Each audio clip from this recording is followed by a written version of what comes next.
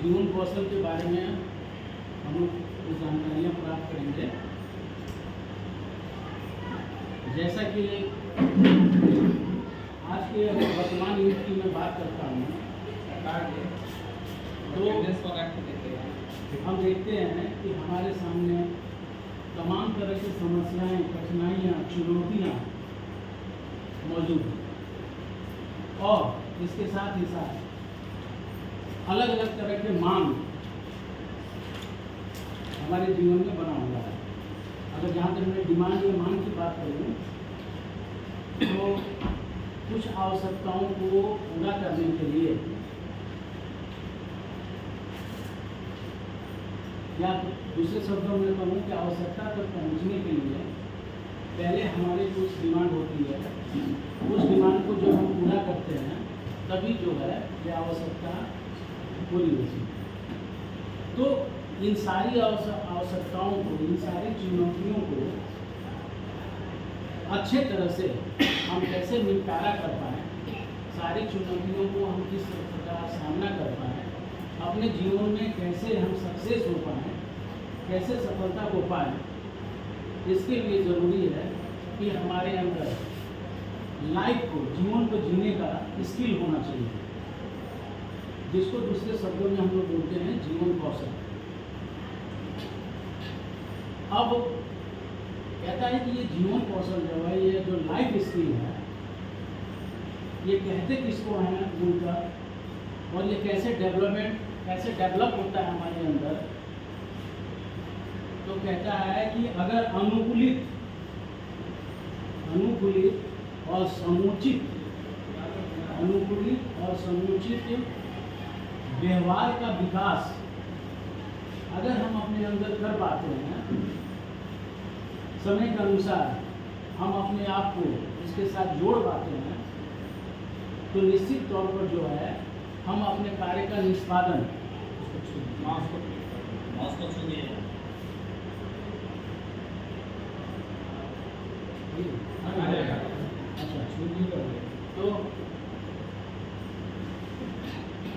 तो कार्य का निष्पादन जो है हम बड़ी बातें करता है। तो हम कह सकते हैं कि जीवन को जीने के लिए हम किसी भी कौशल या स्किल का जो उपयोग करते हैं वही हमारा जीवन कौशल है। उसी को हम लाइफ स्किल या जीवन कौशल कहते हैं। यह भी सही है कि किसी एक कार्य को संपन्न कराने के लिए हमारी जो जीवन कुशलता है या हमारे जो जीवन के कौशल है वो भिन्न भिन्न हो सकते हो। हर व्यक्ति के जीवन कौशल जो है वह समान नहीं होगा। यही वजह है कि अगर एक विद्यालय में या एक विद्यालय की किसी कक्षा की अगर हम बात करते हैं, मेन हमारा काम है अध्यापन करना, पढ़ाना, और बच्चों का काम जो है वह स्टडी करना होता है। मतलब शिक्षण और अधिगम की प्रक्रिया वहाँ होती है। और देखिए हम लोगों ने भी ये महसूस किया है कि अगर कोई भी एक बेसिक चीज़ को हम अपने क्लास में या वर्ग में जब विश्लेषित करते हैं या जब उसकी व्याख्या करते हैं तो हम पाते हैं कि पूरे क्लास के लिए हमारे द्वारा जो दिया गया ज्ञान है वो एक समान है, लेकिन अलग अलग बच्चों के द्वारा उसको अलग अलग ढंग से जो है ना समझा जाता है। और यही वजह है कि कुछ बच्चे इसी पढ़ाई पर उसी वर्ग में प्रथम स्थान पर प्राप्त करते हैं और कुछ फेल जाते हैं, कुछ असफल हो जाते हैं। इसका मतलब कि जो लाइफ स्किल है उसकी जो लाइफ स्किल है वह कहीं ना कहीं प्रभावित हो रही है। और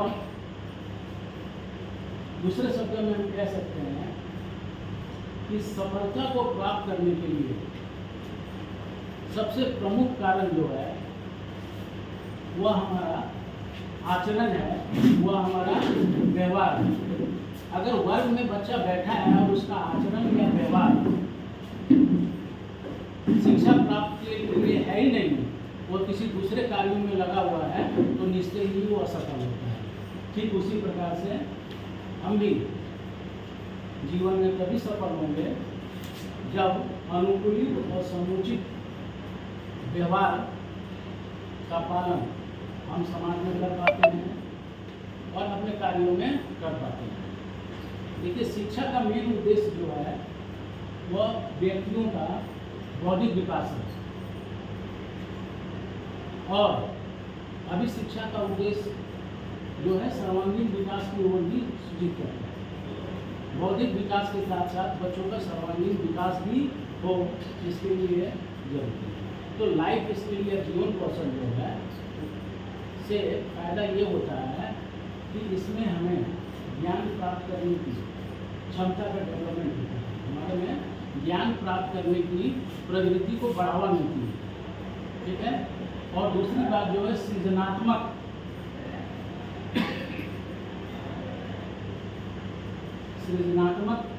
रचना की ओर हमें बढ़ावा मिलता है। और तीसरी बात यह है कि हमेशा हमको पॉजिटिवनेस की ओर बढ़ावा मिलता है। मतलब नेगेटिव को हमको छोड़ना है, नकारात्मक शब्द को हमें छोड़ना है। अपने जीवन में हम अगर नकारात्मक को अपनाते हैं तो यकीनन तौर पर जो है हम अपने जीवन में असफल हो जाएंगे। तो ये ज़रूरी है कि हमने जो है अभिरुचि बढ़े। तो जो डिफरेंट टाइप्स जो है लाइफ स्किल, उसके बारे में हम लोग धीरे धीरे आगे की स्लाइड में और देखेंगे।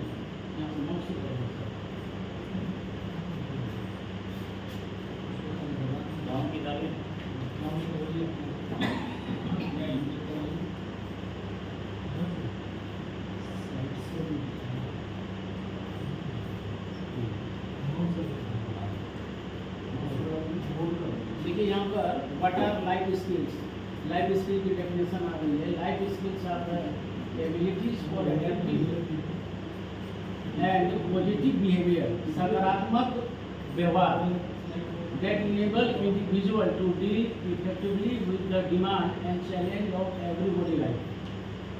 आपके अपने जीवन में जो भी मांगे हैं, जो भी डिमांड है, जो भी चैलेंज है ना, अगर हर इंडिविजुअल के पास में अलग अलग तरह की डिमांड है, चैलेंज है एवरीडे लाइफ में, अगर हम इसको अनुकूलित और सकारात्मक व्यवहार को अपनाते हैं और उसका समाधान कर पाते हैं तो वो लाइफ स्किल कहलाता है। Life skills are the abilities that facilitate the physical, mental and emotional well being of individual with proper growth. Life skill के द्वारा हम तो फिजिकली, मेंटली और इमोशनली, ठीक है, तीनों तरह के ग्रोथ को कर पाते हैं। अगर हमारा लाइफ स्किल सही है, जैसे सपोज करिए कि एक व्यक्ति जो है बीमार रहता है। अब आइए इसकी बात करें कि वो व्यक्ति बीमार क्यों रहता है, या एक छात्र है वो पढ़ाई में बहुत तेज है, क्यों बहुत तेज है। तो ये सारी चीज़ें जो हैं, और मान लीजिए कि जो व्यक्ति बीमार रहेगा वो मेंटली डिप्रेस रहेगा, फिजिकली भी उसका ग्रोथ अच्छा नहीं होगा। तो लाइफ स्किल जो है इन सारी समस्याओं के समाधान को बदलाता है और करता है।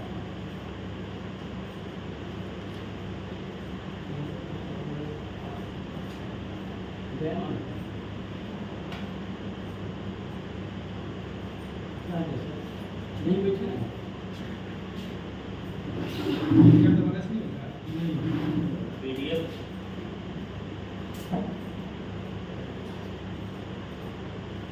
देखिए इसके ब्रॉड ऑब्जेक्टिव के बारे में हम जानते हैं। ब्रॉड की जगह बोर्ड आ गया है, है ना, ब्रॉड है, ब्रॉड कर दीजिए सर, BROAD कर दीजिए। To empower service providers with knowledge to assist that youth to develop life skill that will help them face the challenges of growing up and make decision about their future. ये जो है इसका मूल उद्देश्य जो होता है कि हमारे जो ग्रोन अप चाइल्ड है वो रियल ज़िंदगी में आने वाले डिफरेंट तरह के चैलेंजेस को किस तरह से फेस कर पाएँ, कौन सा लाइफ स्किल वो अडॉप्ट करें जिससे उनका डेवलपमेंट हो पाए और वो जीवन में सारी सफलताओं को प्राप्त करता है। अब देखिए, ये इस स्लाइड पर बढ़ने से पहले मैं आपको बताता हूँ कि लाइफ स्किल का जो मेन उद्देश्य है, लाइफ स्किल जो है हमें किन गुणों को विकसित करता है। तो पहला तो है कि लाइफ स्किल जो है बोलता है कि आप अपने व्यवहार में बदलाव लाएं। व्यवहार में बदलाव का बहुत अच्छा उदाहरण आगे के स्लाइड में मैं आपको दूंगा। व्यवहार में आपको बदलाव लाना है। आपका व्यवहार ऐसा पॉजिटिव होना चाहिए कि सामने वाला व्यक्ति आपसे हर्ट ना हो। जैसे आप अपनी बात को कहने गए और वो आदमी अभी सुना नहीं सुना, पहले आपको रिएक्ट कर दिया। ये लाइफ स्किल जो है, ये लाइफ स्किल बताता है कि चेंज इन बिहेवियर। आपको बिहेवियर में चेंज लाना है, बिहेवियर को पॉजिटिव बनाना है, सारी बातों को सुनना है, तब रिएक्ट करना है, और रिएक्ट भी इस तरह से करना है कि सामने वाला व्यक्ति हर्ट ना हो, सामने वाले व्यक्ति को किसी तरह का आघात ना पहुंचे। लेकिन हम देखते हैं, हमारे सराउंडिंग में भी हम देखते हैं, रियल लाइफ में भी देखते हैं, और खुद क्या मैं बोलूँ, कुछ बच्चे दौड़े दौड़े, कुछ बच्चे हमारे पास भी आते हैं, है ना, और कहते हैं कि सर ऐसा, तो हम सीधा बोल देते हैं हाँ जाओ अभी मेरे पास टाइम नहीं है ना।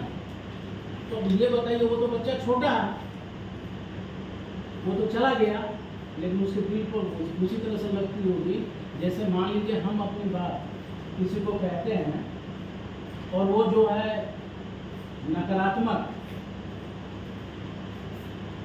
आपके साथ बिहेव करता है। तो ये छोटी छोटी बातें जो हैं हम शिक्षकों को भी अपने जीवन में अपनाना चाहिए। बच्चा है, कुछ सोचकर भी हमारे पास तक आया था, लेकिन हम कॉपी चेक करने में बिजी हैं या दूसरे कामों में लगे हुए हैं, तो समय का अभाव है, सारा काम हमको देना है, तो जाओ अभी जाओ, अभी मैं वो फुर्सत नहीं है। तो हमको व्यवहार में चेंज लाना है, ठीक है। ये लाइफ स्किल का सबसे बड़ा पॉइंट है। व्यवहार आपका पॉजिटिव होना चाहिए, सकारात्मक होना चाहिए। अगर व्यवहार पॉजिटिव और सकारात्मक नहीं हुआ तो फिर आप लाइफ स्किल के बहुत बड़े, है ना, मैंने कहा जाए कि लाइफ स्किल का जो श्रेणी है उससे आप नीचे जा रहे हैं। फिर आपका लाइफ का कोई मकसद नहीं है। जब आपने किसी को हर्ट ही कर दिया, आपने उसकी बात को सुना ही नहीं, और बिना सुने ही अगर आपने इन सारी बातों को कह दिया तो ठीक बात नहीं। दूसरा होता है कि लाइफ स्किल हमको ज्ञान अर्जन करने की सुविधा को प्रदान करता है। ज्ञान अर्जन की सुविधा आगे चल के हम लोग देखेंगे। क्रिटिकल, क्रिएटिव, ये तमाम तरह के जो है ना स्किल जो है, ये लाइफ स्किल के प्रकार हैं जो इन सारी बातों को जो है ना बड़ी बातें जो है बताया।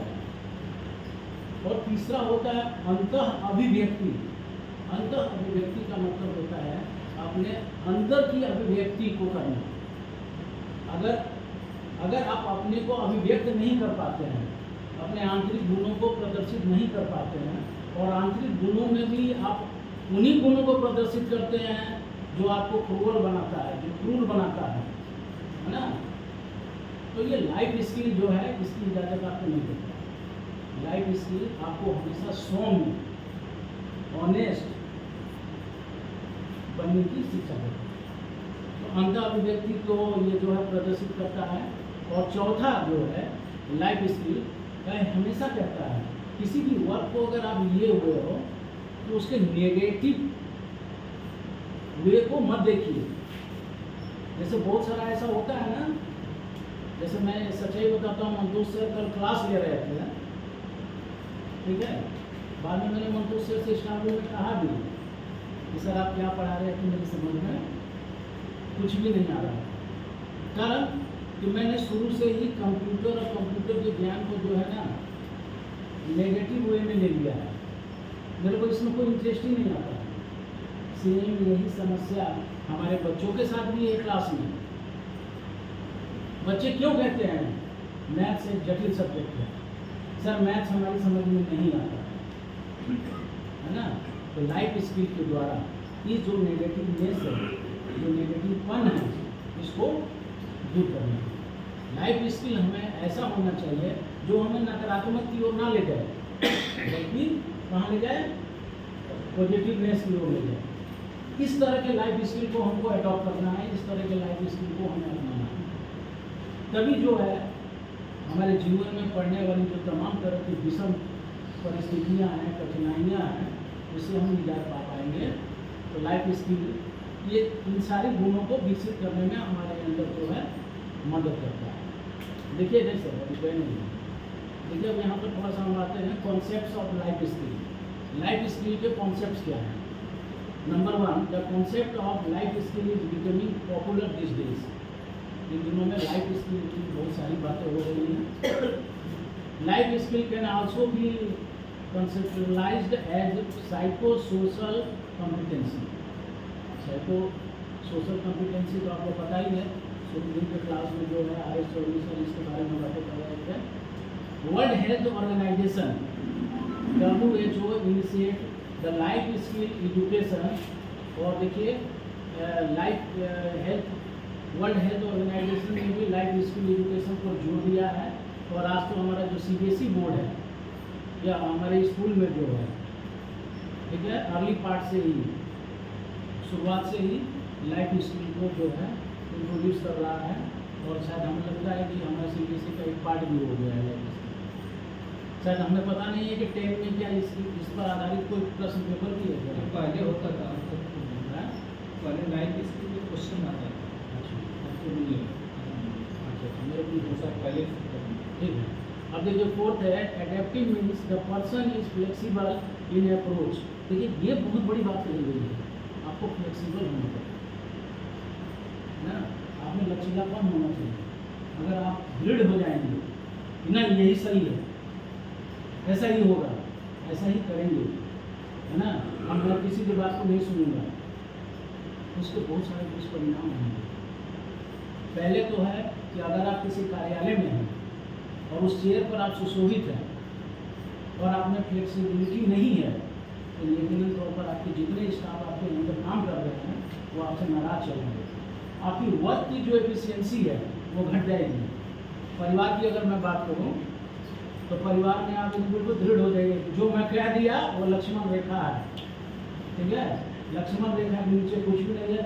मैंने कहा, मेरे को याद है, मैं अपने लाइफ से आपको जोड़ रहा हूँ कि हमारे जब मैं सेक्टर 3rd हाई स्कूल का स्टूडेंट हूँ, सेक्टर 3 में, अब तो शायद वो इंग्लिश मीडियम बन गया है, वहाँ हमारे एक संस्कृत टीचर हुआ करते थे। उनका लाइफ स्किल और उनकी जीने की जो कला थी वो विचित्र तरह का था। वो व्यक्ति घर में अगर घुस गया और एक बार उसने कह दिया कि दोपहर में कोई नहीं सोएगा, चाहे जितनी भी गर्मी पड़े कोई नहीं सोएगा, ठीक है, सुबह में 7 बजे मेरे को नाश्ता मिल जाना चाहिए। अगर नाश्ता नहीं मिला तो उसके बाद जो पत्नी की हाल करते थे वो अलग बात है। काफ़ी सामाजिक काफ़ी प्रतिष्ठित व्यक्ति थे उनके, और मैं ये बड़े गर्व के साथ कहूँगा कि नियम के इतने पक्के थे और उनके लाइफ स्किल का क्या बात है, वो तो मेरे को लगता है वो फ्लेक्सिबल नहीं थे। बोर्ड एग्ज़ाम में सर, बोर्ड एग्ज़ाम में गार्डिंग करते समय, है ना, ये जो पहले आपका पटना से बोर्ड की एग्ज़ाम होती थी ना, है ना, अपने बेटे को एक्सपेक्ट करते हैं।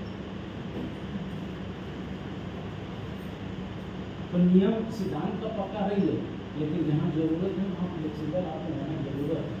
फ्लेक्सिबल नहीं होइएगा, परिवार नहीं चलेगा, परिवार नहीं चलेगा तो समाज के साथ आप टूट जाएंगे, और जब समाज नहीं चलेगा तो देश की बात ही छोड़ दीजिए। तो ये जो फ्लेक्सिबल अप्रोच तो आपके पास, फ्लेक्सिबल और पॉजिटिव अप्रोच आपके अंदर होना चाहिए। फ्लेक्सिबल और पॉजिटिव अप्रोच बिहेवियर, है ना, अप्रोच और बिहेवियर अगर आपके पास है तो आप हर जगह सफल हैं, हर जगह लोग आपका मान सम्मान करेंगे, है ना, और लोग उदाहरण देंगे कि देखिए ये सर का जो लाइफ स्किल है ना, वो फ्लेक्सिबल है, वो जानते हैं कि ये चीज़ें जो हैं ये गलत है, लेकिन गलत को अगर हम डायरेक्ट गलत ना कह के उसमें कुछ सुधार की गुंजाइश लाते हैं तो वो व्यक्ति, उस व्यक्ति का ख्याल, उस व्यक्ति की लाइफ स्किल जो है हमारे जीवन में बहुत पॉपुलैरिटी को गेन करता है।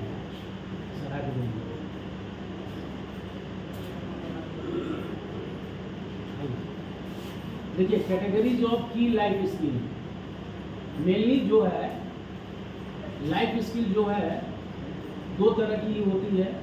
पहला लाइफ स्किल है थिंकिंग स्किल। थिंकिंग स्किल में बहुत सारी स्किल आपको आगे मिलेगा। Relate the reflection at the personal level. Thinking तो आप जब करिएगा अपने ही लेवल पर करिएगा ना। थिंकिंग पहला जो होता है कि थिंकिंग आप अपने लिए करिएगा, अपने कार्य को संपादित करने के लिए करिएगा, अपने कार्य को सफल बनाने के लिए आप थिंकिंग करिएगा, ठीक है। तो ये आपका पर्सनल लेवल हो गया। और दूसरा होता है social skill. Social skill relate to interpersonal skills and do not necessarily depend logical thinking, ठीक है ना। ये हमारी जो थिंकिंग है, ये थिंकिंग जो है इंटरपर्सनल, ठीक है। एक दूसरे व्यक्तियों के संबंधों को समझते हुए तो उनके बीच में हमारा रिलेशन बना रहे, उनके साथ हमारा टर्म खराब ना हो, समाज में जो है एक उचित जगह बन पाए, इस पर डिपेंड करता है। And further these categories consist of too many life skill which are needed for learning assertive behavior and negotiation effectively। चलिए आगे बढ़िए। इसके बाद मैं पहले कर चुका हूँ, नकारात्मक सोच से आपको ऊपर आना है। देखिए the 10 core life skill, life skill की है ना 10 कोर है। मैंने लाइफ स्किल जो है, लाइफ स्किल का जो ह्यूमन कौशल का जो डेवलपमेंट है, इन 10 चीज़ों से होता है। इसको आप अपने जीवन में अडॉप्ट करिए, है ना। आपके लाइफ की लोग प्रशंसा करेंगे, लोग आपका अनुकरण करेंगे और लोग कहेंगे, है ना। तो वाकई में सर वह एक उदाहरण है। पहला है सेल्फ अवेयरनेस। अगर मैं सेल्फ अवेयरनेस की बात करूं, है ना, तो इसको कहते हैं स्व जागरूकता। स्व जागरूकता, अपने आप को जागरूक करिए, अपने अंदर की शक्ति को पहचानिए। जब आप अपने अंदर की शक्ति को पहचानिएगा तो कोई भी कार्य आपके लिए जटिल नहीं रहेगा, कोई भी विषम परिस्थितियां आपके लिए सुगम बन जाएगी। ये सबसे बड़ी शक्ति है। और इसी शक्ति का डेवलपमेंट जो है हमारे केंद्रीय विद्यालय संगठन में कोर्स के द्वारा हो रहा है, उस कोर्स को हम लोग कहते हैं अवेकेंड सिटीजन प्रोग्राम। मैं कौन हूँ, मैं इसको कर सकता हूँ, मेरे लिए कोई भी कार्य असंभव नहीं है। अवेकेंड सिटीजन प्रोग्राम नहीं कराता है, नकारात्मक सोच को हटाता है, अपने अंदर की शक्तियों को कहता है पहचानिए।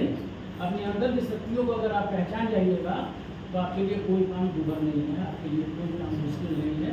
और ऐसी स्थिति में आप क्या करिएगा, जितनी भी जटिल समस्याएं हैं, जितनी भी विषम परिस्थितियां हैं, उन परिस्थितियों में अवश्य आप सफलता को प्राप्त करेंगे। एक एग्जाम्पल के द्वारा मैं आपको बताता हूँ। सेल्फ अवेयरनेस की मेरे में कमी थी। ये सेल्फ अवेयरनेस जो होता है, सुनने में तो लगता है कि अपनी शक्ति को पहचानना, लेकिन हम लोग अपनी शक्ति को नहीं पहचान पाते। जब मैं बीएड कर रहा था, देखिए मैं बीएड कर रहा हूँ और हमारे जो हेड एग्जाम मतलब डिपार्टमेंटल जो इंचार्ज है, आज भी मेरे को नाम उनका याद है, श्री राम तिवारी थे। पूछे कि अच्छा ये बताइए, आप में से कितने बच्चे जो हैं अपने लाइफ में क्या बनना चाहते हैं। खाली ये देखना चाहते थे कि आखिर जो पढ़ रहे हैं उसके साथ इनका कोई रिलेशन है कि नहीं रिलेशन है। इसी तरह से तो सबने अपने डॉक्टर को दिया, कोई कर रहा है बीएड, बोलता सर मैं डॉक्टर बनूंगा, कोई कुछ बता रहा है, कोई कुछ बता रहा है ना। जब मेरी बारी आई, सर मैं शुरू से आदत थी, मैं बार बार आपके बीच में बोला हूँ मैं कलर को बनना चाहता था। ठीक है, तो मैंने सर से कहा कि सर मैं तो कलर बनूंगा। तो सर बोले कि अरे तुम कलर को बनोगे तो फिर बीएड क्यों कर रहे हो। तो एक बच्चा और था, है ना, कहा कि सर क्या कोर्स करने से आदमी बनी, कोर्स करने से क्या आदमी बन ही जाता है क्या वो चीज़। है ना। एक बोला कि सर मैं जो हूँ मैंने कहने का मतलब है कि मैं एक चपरासी बनूंगा सर, ठीक है, मैं प्यून बनूंगा। तो सर बोले कि थोड़ा सा अपनी सोच को ऊपर रखिए। अगर आप IAS IPS की तैयारी करिए गए या बनने का, जैसे अभी आप हमको कहते हैं कि सर हम प्रोफेसर बन जाएंगे, लेक्चरर बन जाएंगे, तो लुढ़कते ढुलकते आप टीचर तक बन जाएंगे, है ना। अब आप पहले ही बोल रहे हैं कि मैं कलर कर दूँगा, ज़्यादा लुढ़किएगा तो प्यून तक जाके खत्म हो जाएगा, ठीक है ना। तो ये सारी बातें जो है ना, ये सेल्फ अवेयरनेस की हम लोग में कमी थी। हम लोग ये कुछ समझ ही नहीं पाते थे, अपनी शक्ति को हम लोग पहचानते नहीं थे। हम लोग केवल है कि पापा ने हमको फोर्स करके B.Ed का एंट्रेंस एग्जाम दिलवाया, और गलती से कहिए या सौभाग्य से कहिए मैं पास कर गया तो B.Ed में एडमिशन हो गया। अब हमारा कोई मकसद नहीं था, हमारा कोई इस तरह का मकसद नहीं था। तो अपनी शक्ति या कमजोरियों को आप पहचान जाइए, और उस शक्ति का आप उपयोग करके अपने कार्य को संपन्न करने के लिए आप मेहनत करिए। निश्चित ही आधुनिक जीवन में या मनुष्य के जो भी दैनिक जीवन में आने वाली चुनौतियां और कठिनाइयां हैं, उसमें आप सफल हो पाएंगे। तो ये था सेल्फ अवेयरनेस, स्व जागरूकता। स्वयं को जगाइए, मैं कर सकता हूँ, मैं ही कर सकता हूँ। दूसरे के भरोसे मत रहिए। ऐसे कंप्यूटर वाले काम में मैं दूसरे के भरोसे करता हूँ। स्व जागरूकता कंप्यूटर के मामले में मेरे पास नहीं आई है। दूसरा है एम्पैथी। मेरे को ये वर्ड जो है एम्पैथी और सिंपैथी, है ना, मैं बहुत दिनों से परेशान था। बहुत हमारे टीचर जो है वक्ता के तौर पर एम्पैथी और सिंपैथी को समझाने की कोशिश भी की है, लेकिन क्लियर जो है मेरे को कल जब मैं पढ़ रहा था तो कल मेरे को क्लियर हुआ। सिंपैथी मतलब सहानुभूति होता है और एम्पैथी मतलब परानुभूति होता है। पर का अनुभव करना, पर की अनुभूत करना, पर को अनुभूत कर लेना परानुभूति होता है। तो डिफरेंस क्या है सहानुभूति और परानुभूति में? कोई सहानुभूति और परानुभूति का मैं माफी चाहूँगा अगर आप लोगों में से कोई मेरे को एक उदाहरण के द्वारा अगर ये बताए कि सर ये सहानुभूति, हाँ बताइए। मैं एग्जांपल बताना चाहूँगी। हाँ। कि सपोज अगर कोई मतलब शोक सभा में गए, ठीक है, मान लीजिए मेरे रिलेटिव में नहीं, तो मैं वहाँ गई, वहाँ देखा रो रहा है सब, तो मैंने उनके नहीं कह सकती, मतलब मुझे उनके दर्द का अनुभव नहीं हुआ। बस वहाँ गए, शोक व्यक्त की और आए, बट मैंने दर्द का अनुभव नहीं किया। बट अपने रिलेशन में अगर हो जाता उस जगह तो मैं अपने आप को रख के देखती हूँ कि तो उस समय मुझे अंदर से मतलब फील होगा कि मुझे सही में अगर वो बहुत बुरा फील कर रहे हैं तो उस वक्त को एम्पैथी बोलेंगे और उसको हाँ, तो बिल्कुल सही बोलिए मैडम। पर मतलब दूसरे को अपनी, दूसरे की जगह अपने को रखिए और तब उसके दुख दर्द को आप समझिए। आमतौर पर क्या होता है कि भिखारियों के प्रति, भिक्षुकों के प्रति, गरीबों के प्रति, निर्धन छात्रों के प्रति, निर्धन के प्रति हमें सहानुभूति रखनी चाहिए। दिल में दया है, सब कुछ है ना। हाँ, गरीब है बेचारा, है ना, देखो इसको खाना भी नहीं मिल पा रहा है ना। ये तो लग रहा है कि बिना कपड़े का ही है, लग रहा है कुछ ही दिन में मर जाएगा, बीमार है। काश इसके भी माँ बाप रहते, है ना, तो आज ये बेचारे की ये स्थिति नहीं होती। तो हमने एक सहानुभूति अपने मन में बनाई।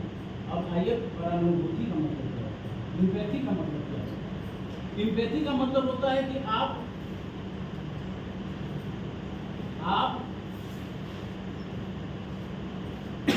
एम्पैथी का मतलब होता है कि आप उसकी जगह स्वयं खड़े हो जाइए। अपने को सोचिए कि अगर मैं इस कंडीशन में रहता तो क्या होता, मैं इस समस्या से कैसे निजात पाता, मेरे को अन्य लोगों से किस तरह का मदद चाहिए, अन्य लोग किस तरह से मेरी मदद को करें कि मैं इस रेखा से, इस गरीबी रेखा से या इस बीमारी से तो उसके लिए क्या क्या स्टेप होने चाहिए, कोई आकर हमारी मदद कर दे। अगर मैं बीमार हूँ तो मेरे को जो है एडमिट कर दे, जो भी खर्च पड़े वो दे दे, खाना खिला दे, ये कर दे। और कोई बहुत ही महान व्यक्ति हो जो मेरे को जो है शिक्षा दिला दे, ठीक है। तो अगर जब इस तरह की भावना हमारे अंदर डेवलप होती है ना, ये हमारा कहलाता है इम्पैथी। तो इम्पैथी जो है लाइफ स्किल का एकदम बिल्कुल जो है कहा जाएगा कि मैंने एक महत्वपूर्ण घटक है।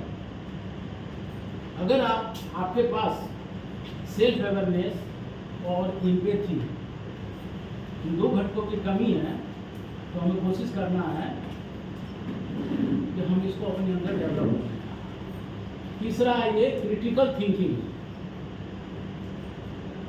क्रिटिकल थिंकिंग का मतलब होता है सृजनात्मक चिंतन। सृजनात्मक चिंतन मतलब किसी भी चीज को आप सृजन करने जा रहे हैं, रचने जा रहे हैं, बनाने जा रहे हैं, है ना। इस तरह की सोच को हम लोग क्रिटिकल थिंकिंग कहते हैं। क्रिटिकल थिंकिंग में व्यक्ति जो है कार्य को लेता है, उसके बारे में सोचता है और कार्य को किस प्रकार निष्पादित किया जा सकता है, किस प्रकार संपन्न किया जा सकता है ना। इसके लिए जो है व्यक्ति प्रयास करता है और उसका प्रयास जो है पॉजिटिव वे में, रचनात्मक वे में जो है ना आगे की ओर बढ़ता है। तो क्रिटिकल थिंकिंग हमारे लिए बहुत ही आवश्यक है। अगर हम अपने अंदर क्रिटिकल थिंकिंग को डेवलप नहीं करते हैं तो लाइफ स्किल के बहुत बड़े इस घटक से या इस तरह के कोर्स से जो है हम अपने को वंचित करते हैं। क्रिटिकल थिंकिंग क्या मतलब, या क्रिटिकल थिंकिंग के बिना सक्सेस का बात करना ही बेकार है। जैसे मान लीजिए कि हमें जो बनना था वो तो हम बन गए, हमें जो बनना है वो हम बन गए, लेकिन हम चाहते हैं कि हमारे छात्र अच्छा करें, लाइफ में बहुत ऊंचे पोस्ट पर जाएं, और खासकर जब हमारे अपने बाल बच्चे हों तो मैं चाहता हूं कि जो कमी हमें रह गई है वो सारी कमियां जो है दूर करके बच्चों को हम अपने से अच्छा करें। कौन माँ बाप नहीं चाहता है कि मेरा बच्चा हमसे अच्छा करे, है ना। इवन यहाँ तक कि भी मैंने देखा है एक ऐसा उदाहरण कि एक बार मतलब कहा जाए कि बहुत ही बदनाम व्यक्ति से मेरी मुलाकात हो गई, और वो जो था मतलब चोरी के केस में कई बार अंदर बाहर गया हुआ था।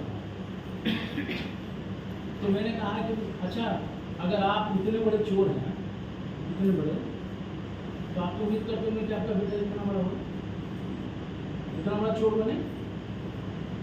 तो बोला कि ना सर, ऐसी बात मत करिए सर, है ना। उस समय हमारी थिंकिंग जो थी, है ना, क्योंकि हम उस तरह का थिंक कर नहीं पाए। जब मैं इसके दोष और गुणों के बारे में जानता हूँ, पाता हूँ, तो मेरे को लगता है कि नहीं ये गलत काम है ना। मैं अपने बच्चों को, है ना, बच्चों के लिए एक पॉजिटिव वे में सोचता हूँ। मैं चाहता हूँ कि कुछ भी ना बने तो कम से कम मैंने देश का जो है एक सुसभ्य नागरिक बन जाए। तो ये एक तरफ से क्रिटिकल थिंकिंग है, और क्रिटिकल थिंकिंग को अगर हम अपने किसी वर्क में लाते हैं तो यकीनन तौर पर कई तरह के कार्य इसमें होंगे, अलग अलग तरीके होंगे क्रिटिकल थिंकिंग के। आपका तरीका, मेरा तरीका, इनका तरीका, सब तरीका अलग होगा। जैसे इसलिए क्रिटिकल थिंकिंग के द्वारा हम जो है अपने लाइफ स्किल में हमको क्रिटिकल थिंकिंग लानी चाहिए, सृजनात्मक सोच लाना ही चाहिए, विध्वंस वाला सोच नहीं होना चाहिए। एटम बम बनाया गया किस लिए? एटम बम जो शुरू में बनाया गया तो शायद हमें लगता है वो बिजली पैदा करने और क्या क्या, इतना तो मैं भूल गया हूँ, यही सब के लिए हुआ था। लेकिन देखिए वो जो है वो रचनात्मक था, लेकिन उसको विध्वंस के तौर पर जो है ना कई देश आपको आंखें दिखाते हैं कि ज़्यादा करोगे तो एटम बम छोड़ेंगे, ठीक है। तो क्रिटिकल थिंकिंग आपको होनी चाहिए, क्रिटिकल थिंकिंग करनी है। नेक्स्ट है क्रिएटिव थिंकिंग पर पहले हम आते हैं। समालोचनात्मक थिंकिंग, समालोचनात्मक चिंतन। समालोचनात्मक चिंतन का मतलब ये होता है कि अगर कोई वर्ग हमारे पास आया है तो उस वर्ग के हम अच्छाई और बुराई, अच्छाइयों और बुराइयों के बारे में पहले हम सोचें। अगर हम सोचते हैं और उन अच्छाइयों और बुराइयों को सोचकर हमारी जो थिंकिंग होती है अगर वो पॉजिटिव डायरेक्शन में जाता है तो इसका कहने का मतलब क्या है कि पहले मैं सारे तरह के चिंतन को लेकर उसका विश्लेषण करता हूँ, एनालिसिस करता हूँ। विश्लेषण और एनालिसिस करने के बाद जो मेरे लिए, सोसाइटी के लिए, देश के लिए फायदेमंद हो या जिस कार्य को करने से हमारा कार्य जो है तीव्र गति से आगे बढ़े, दूसरे का विकास हो सके, इस तरह की थिंकिंग को क्रिएटिव थिंकिंग कहते हैं। सॉरी उल्टा बोल गया, क्रिटिकल थिंकिंग बोलते हैं, वो क्रिटिकल थिंकिंग है। और ये क्रिएटिव थिंकिंग को मैं इसके बारे में पहले बता दिया था, सृजनात्मक चिंतन जो है, और ये जो है समालोचनात्मक चिंतन है, डिसीजन मेकिंग। बहुत व्यक्ति असफल हो जाते हैं, केवल निर्णय लेने की क्षमता उनमें नहीं होती है। सही समय पर सही निर्णय अगर आप ना लें, ये लाइफ स्किल का बहुत बड़ा घटक है। सही समय पर सही चीज का निर्णय जो लेगा वो जीवन में हमेशा सफल होता है। बहुत दूर हम नहीं जाते हैं, राजनीति से एक उदाहरण हम देते हैं, रामविलास पासवान सर, ठीक है। उनको ये पता रहता था किस पार्टी में जाने पर या किधर जाने से जो है ना इस बार इसकी सरकार बन रही है ना, तो ये कहते हैं डिसीजन मेकिंग। तो ये तो मैंने दूर की बात हुई, हमको अपने जीवन में डिसीजन मेकिंग वाली प्रॉपर्टी को तो आपको लाना ही होगा। डिसीजन आप नहीं ले पाइएगा, बहुत लोग कहता है, जैसे उस दिन साइंस सर ही रचना मैडम से कह रहे थे, सर मैडम मेरे को समझ में नहीं आ रहा है कि मैं बेटा को CGPS में दूँ, GGPS में दूँ, कि इधर दूँ कि उधर दूँ, है ना। तो वाकई कई बार ऐसी समस्याएं आती हैं जिसमें तुरंत डिसीजन करना, अच्छा बिना सोचे समझे भी अगर आप तुरंत डिसीजन लेते हैं, अरे भाई मैं तो डिसीजन मेकर हूँ, मेरे को केवल आप बोलिए ना, मैं तुरंत डिसीजन ले सकता हूँ। तो तुरंत डिसीजन बताने का मतलब ये नहीं है कि आप सफल हो जाएंगे। डिसीजन मेकिंग करने में आप हड़बड़ मत करिए, है ना, समय दीजिए और बढ़िया से उसके बारे में सोचिए, विचारिए, और जो सही है उसकी ओर आप बढ़िए। अब तो मैं डिसीजन ही नहीं ले पा रहा हूँ, 6 महीने से अगर कोई काम आपको दिया गया, सर मैं तो डिसीजन ही नहीं ले पा रहा हूँ, है ना, कि मैं मैथ पढ़ूँ कि हिंदी पढ़ूँ कि ये पढ़ूँ कि वो पढ़ूँ। तो डिसीजन मेकिंग वाली जो है प्रॉपर्टी जो है ना, वो जो है 10 कोर में इम्पोर्टेंट चीज लाइफ स्किल का है। जीवन कौशल का ये महत्वपूर्ण घटक है। जिसने डिसीजन सही समय पर सही चीज के लिए लिया, है ना, वो हमेशा सफल रहा। एक उदाहरण मैं बताता हूँ, क्योंकि अग्रवाल सर ने कहा था कि अपने जीवन से आपको ज़्यादा ही उदाहरण लेकर बताएंगे, तो धीरे धीरे ये उदाहरण मेरे सामने आ रहा है। मेरा बेटा जब 12 किया तो उस समय जो है कंप्यूटर साइंस उससे पहले बहुत चलता था। बाद में जो है कौन सा साइंस किया, IT से नहीं, कम्युनिकेशन, इलेक्ट्रॉनिक एंड कम्युनिकेशन। उस समय वो बहुत मार्केट पकड़ा हुआ था। इलेक्ट्रॉनिक्स एंड कम्युनिकेशन में बेटे का एडमिशन करा दिया, ठीक है, और जब तक वो पास किया तब तक वो मार्केट से खत्म था। मैंने बहुत चांसेस उसकी ख़त्म हो गई थी। तो मार्केट के डिमांड के हिसाब से जो है ना आदमी को निर्णय लेना चाहिए। लेकिन कहा जाता है कि आगे वाला बात तो आदमी सोचता नहीं है कि 8 साल 10 साल के बाद किस में ज़्यादा जॉब रहेगा, किस में कम जॉब रहेगा। तो सही समय पर अगर हमने सही डिसीजन लिया, और कभी कभी ऐसा होता है कि गलत डिसीजन लेने पर भी समय के साथ वो सही हो जाता है, और सही डिसीजन जो गलत हो जाता है, फिर भी आदमी को भरसक कोशिश करना चाहिए। अब सोचिए कि हमारे बेटे में साइंस पढ़ने की प्रति रुचि नहीं है, कला के प्रति उसकी रुचि है, तो क्यों ना उसी फील्ड में हम अपने बच्चों को आगे बढ़ाएं। तो नहीं, मेरे भैया के जो बेटे हैं ना, वो मेडिकल किया हुआ है, ये इंजीनियरिंग किया हुआ है, तो ऐसे हालत में वही हाल होगा जो राजस्थान के कहाँ हो रहा है ऐसा, जहाँ बच्चे फांसी लगा रहे हैं, मर रहे हैं, कोटा में हो रहा है ना। बच्चों को दबाव नहीं बनाना है, बच्चों को जो है दबाव ना बनाने का मतलब ये नहीं कि बच्चों को छोड़ दीजिए, बच्चों की एबिलिटी को पहचानिए, डिसीजन लीजिए। उसी तरह से हमें अपने कार्य को संपादित या निष्पादित करने के लिए, संपन्न करने के लिए, ठीक है ना, हमारे अंदर डिसीजन मेकिंग की प्रवृत्ति होनी चाहिए। यह लाइफ स्किल की बहुत बड़ी घटक है और इस घटक के बिना, है ना, हमारा लाइफ जो है वो अधूरा है। नेक्स्ट आइए, प्रॉब्लम सॉल्विंग, समस्या का समाधान। समस्या के समाधान के लिए हमें जो है प्रयास करना चाहिए। समस्या का समाधान जो है ये लाइफ स्किल का एक इम्पोर्टेंट कोड है। इफेक्टिव कम्युनिकेशन, ये सबसे महत्वपूर्ण है। इफेक्टिव कम्युनिकेशन, कम्युनिकेशन जब भी होगा दो या दो से ज़्यादा व्यक्तियों के बीच में होगा। और मैंने शुरुआत में ही बताया था कि हमारा कम्युनिकेशन, हमारा जो आपस में जो विचार विमर्श है, हमारे जो बातचीत हो इस तरह से होना चाहिए, ठीक है, इस तरह से होना चाहिए कि दोनों के तरफ के मन को शांति मिले। किसी की बात को ध्यान से सुनिए, ध्यान से जवाब दीजिए, नकारात्मक जवाब मत दीजिए, तुरंत जवाब मत दीजिए, उद्वेलित होकर जवाब मत दीजिए, ठीक है, भावना में बहकर आप जवाब मत दीजिए, ऐसा कोई जवाब मत दीजिए। देखिए लोग नकारते हैं, आप जो भी डिमांड लेके जाएंगे हर डिमांड माना नहीं जाता है, लेकिन इसका ये मतलब नहीं है कि हम तुरंत बोलेंगे जा नहीं होगा, और ज़्यादा करेगा तो इसको तुमको देख लेंगे। इस तरह की चीज़ को नहीं करना चाहिए, समझाएंगे, आराम से समझाइए। देखिए अगर मैं आपकी इस डिमांड को मानता हूँ या इस तरह के डिमांड को करता हूँ तो तमाम जो है फ्यूचर में इस तरह की समस्याएं आएंगी, है ना। और अगर आप मधुर स्वर में बोलिएगा, अच्छे से बोलिएगा, तो मनुष्य तो मनुष्य है, जरूरी समझेगा।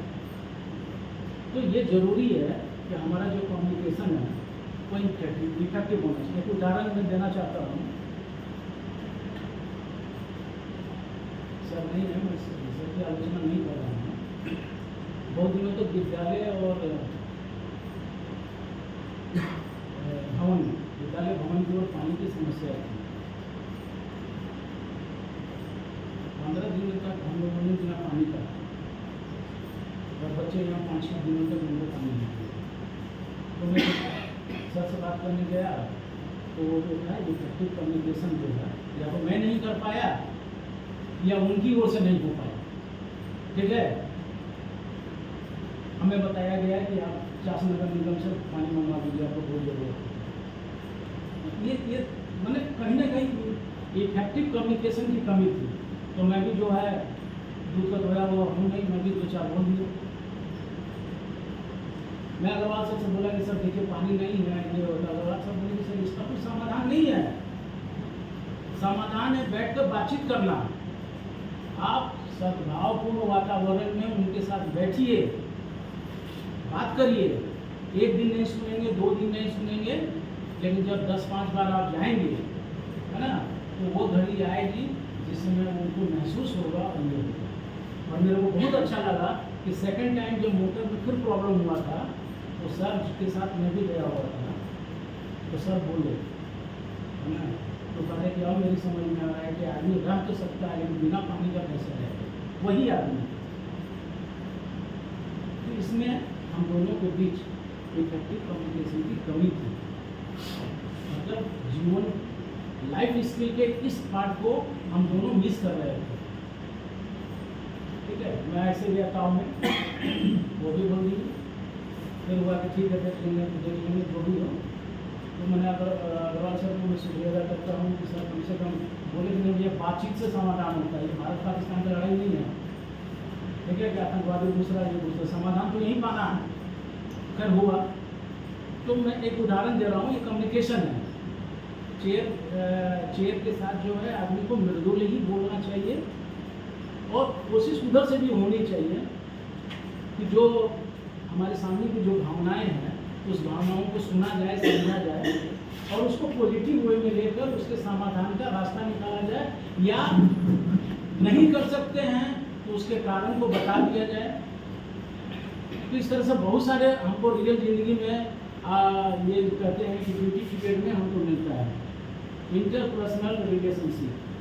आप जानते हैं आपका जिसके साथ जैसा रिलेशन होगा आपका काम उसके पास उतनी ही तेजी से होगा।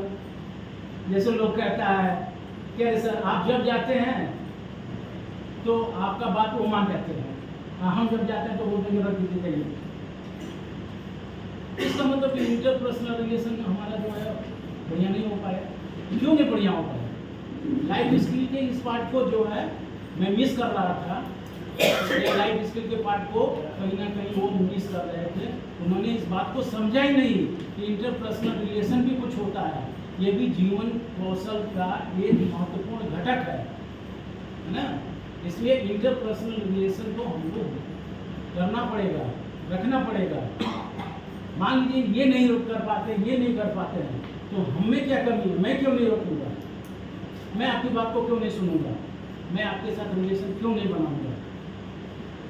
और जब दो आदमियों के बीच में इस तरह का संबंध, दो समुदायों के बीच में इस तरह का, आपने देखा होगा बहुत सारा ऐसा एग्जाम्पल मिलता है। हरियाणा में खाप पंचायत होता है, कोई पंचायत होता है ना, खाप पंचायत।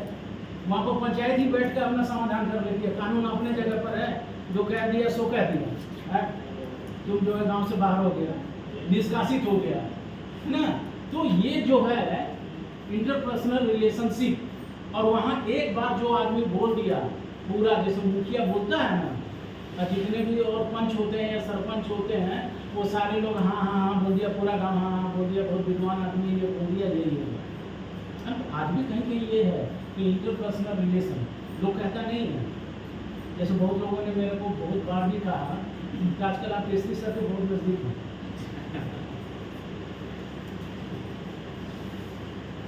सच्चाई है, कहीं ना कहीं लोग किसी न किसी के पास नजदीक है ना।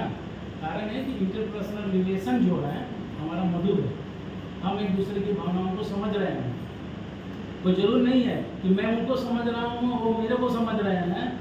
इसका मतलब नहीं कि आप इनको नहीं समझ रहे हैं या आप मेरे को नहीं समझ पा रहे हैं। इंटरपर्सनल रिलेशन जो होता है हर तरह से आपस में बनाना ही चाहिए, क्योंकि यह लाइफ स्किल का बहुत बड़ा घटक है। ये महत्वपूर्ण कोर में आता है। अच्छा, कॉपिंग विथ स्ट्रेस। स्ट्रेस में देखिए अक्सर हम गलती कर रहे हैं, ठीक है ना। जैसे लोग बोलता है कि हम मेरे से बात नहीं करें तो क्या हुआ, तो यहाँ से डांट खा के गए, घर में मिसेज बोली कि खाना ले आए, क्यों रहा अभी मेरा दिमाग सही नहीं है। बेटा आया कि पापा ये मैं बदला दीजिए, मेरा का दिमाग खराब, क्यों क्या पड़ता है, उठाए दो चप्पल मार दिए। तो ये स्ट्रेस के साथ जो है, कभी भी स्ट्रेस के साथ, स्ट्रेस में पढ़कर कोई निर्णय मत लीजिए और स्ट्रेस को अपने ऊपर हावी मत होने दीजिए।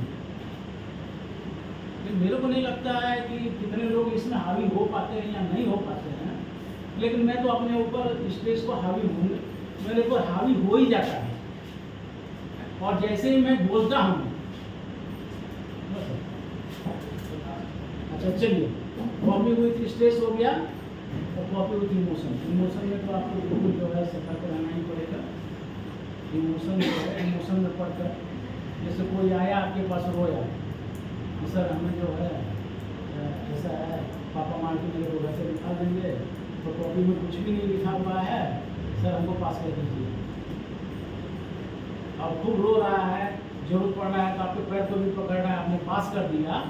इसी तरह की एक घटना जो है केंद्रीय विद्यालय दीपाटोली में हुई थी। केंद्रीय विद्यालय दीपाटोली में वो हमारे मैथ्स के टीचर थे, तो झाड़ एक बार 9th का question out of syllabus math का आ गया, जैसे आज आया है आउट ऑफ, पूरा total question out of syllabus, old syllabus से आ गया। तो वहाँ से एक लेटर आया है ना कि कॉपी को जो है ना मैंने आराम से चेक किया जाए। कहने का मतलब है कि हो सके तो बच्चों को मैक्सिमम पास कर दीजिए, ठीक है। तो उसको कोई सिखा दिया, मैथ का टीचर तो ऐसे लिटरेचर की बात ज़्यादा समझते नहीं हम लोग हैं, तो उसको कोई समझा दिया, क्या अब तुम्हारे हाथ में आ गया है ना। तो एक बच्चा, सर उस क्लास में जो टॉपर बच्चा था उसको मार्क्स आया था 53 और एक बच्चे को नंबर आया था 13। तो सब चढ़ाया सर, ये तो लेटर बोल रहा है, तो आप कुछ भी कर सकते हैं। आप जानते हैं वो टीचर जो है ब्लैंक कॉपी में ही नंबर बढ़ा के उसको 73 कर दिया। अब जैसे वो 73 हुआ, 53 वाले स्टूडेंट ने जो है रीजनल ऑफिस में कंप्लेन कर दिया। अब जब वो रीजनल ऑफिस में गया तो दोनों कॉपी मंगाई गई तो कहा कि अरे इस बच्चे को तो 13 नंबर आना चाहिए, अरे ज़्यादा था तो 33 कर देता, ये टॉपर को भी उल्लंघन कर दिया। उनकी सर वो स्थिति हुई, बराबर रीजनल ऑफिस से मेमोरेंडम आता और वो जवाब देते, ये करते करते लास्ट में जो है ना, सर्विस के 6 महीने ही बचे हुए थे, तो अपना ट्रांसफर CRPF जो करा लिए तब जाके वो बचे। और मैंने पूछा था रिटायर कर गए, तो बोला कि हाँ सर रिटायर कर गए हैं, पेंशन भी मिल रहा है, सब ठीक है, किसी के बहकावे में और किसी के लेटर में मत जाइएगा। मैं आप लोगों को सब बोलता हूँ, कहीं से अगर कोई कुछ बोल दे ठीक है ना, तो सारे काम को नहीं करना है, क्योंकि जब आपसे जवाब मांगा जाएगा तो जिसने आपको आदेश दिया है वो पीछे हट जाएगा, क्योंकि रिटर्न में तो आपके पास कोई आदेश है नहीं। काम करिए, जरूर करिए, लेकिन अपने को बच कर ही काम को करना है। तो देखिए अभी तक जो है लाइफ स्किल के ये 10 कोर के बारे में जहाँ तक मेरी समझ थी मैंने आपको समझाने की कोशिश की। और आगे बढ़िए सर। अच्छा चलिए पूरा स्लाइड खाली बढ़ा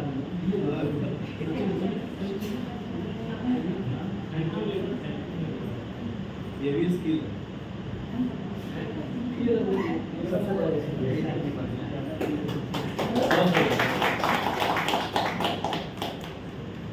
मैं श्री पाध्याय सर का धन्यवाद देना चाहता हूँ।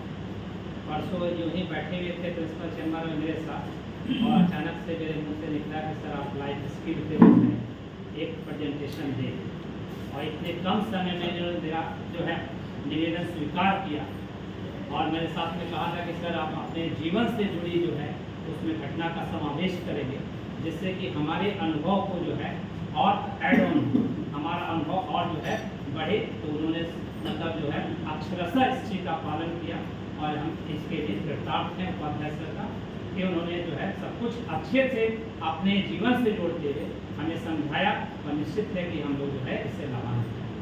बाकी मैं सभी शिक्षकों को भी धन्यवाद देता हूँ तो जो यहाँ पर मौजूद है, और सर अशोक सर को भी मैं धन्यवाद देता हूँ जिन्होंने सहयोग किया। धन्यवाद।